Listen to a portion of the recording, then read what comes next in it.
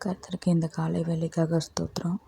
ஆண்டவர் இன்னைக்கு நம்மளுக்கு அருள் இருக்க வசனம் பார்த்திங்கன்னா, ஆதியாகமம் 3:8. பகலிலே குளிர்ச்சியான வேளையிலே தோட்டத்தில் உலாவுகிற தேவனாகிய கர்த்தருடைய சத்தத்தை அவர்கள் கேட்டார்கள். அப்பொழுது ஆதாமும் அவருடைய மனைவியும் தேவனாகிய கர்த்தருடைய சந்ததிக்கு விலகி தோட்டத்தின் விருட்சங்களுக்குள்ளே ஒளிந்து கொண்டனர் அப்படின்னு நம்ம பார்க்குறோம்.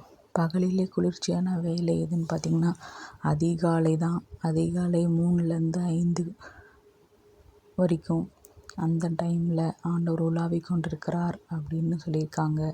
அந்த நேரத்தில் நம்ம ஆண்டவரை நோக்கி கூப்பிடுறப்போ அந்த நாள் நம்மளுக்கு நன்மையாகவும் கிருபை நிறைந்ததாகவும் முடியும். அன்னன்னைக்கான புதிய கிருபையை அந்த புதிய நாளில் ஆண்டவர் நம்மளுக்கு கொடுப்பாரு. அந்த நாளை கடத்துறதுக்கான பலன்களையும் அதுக்கு தேவையான அறிவு, மக்கள்கிட்ட எப்படி நடந்துக்கணும், நம்மளை பாதுகாக்கிறது, நம்ம குடும்பத்தை பாதுகாக்கிறது, சகலத்தையும் ஆண்டவர் நடத்துவார்.